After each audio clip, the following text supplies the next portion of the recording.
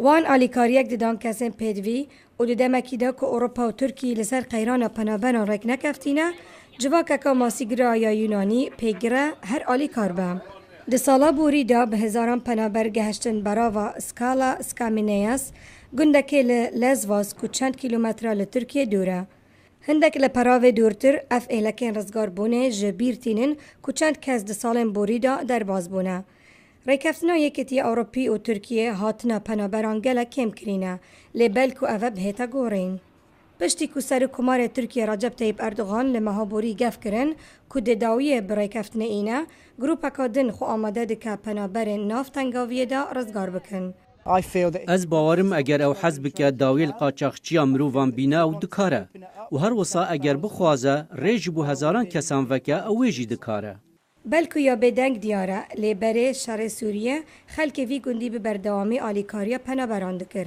دنافوان دا ماسی گرجی وگ بر بجار خلاطا نوبل ستراتوس والیاموس چندین کس رزگار کرنه که نخندقن. او ریکفتنا یکیتی اروپا و ترکیه وگ بلگه دبینه که سیاست وان خطابارن نک پنابر.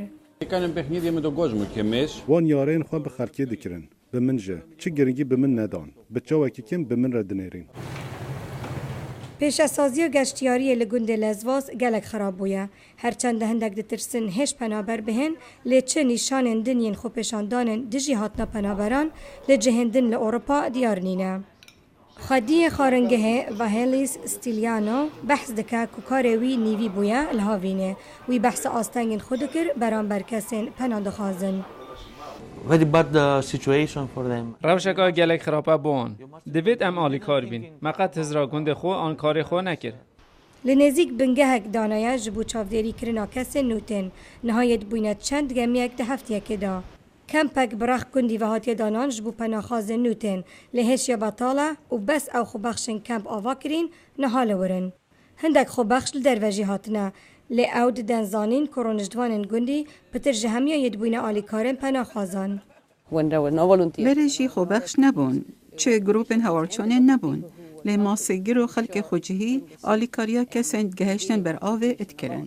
سیاستوانان بلکو دلوان لدوف خلقی را نمابه.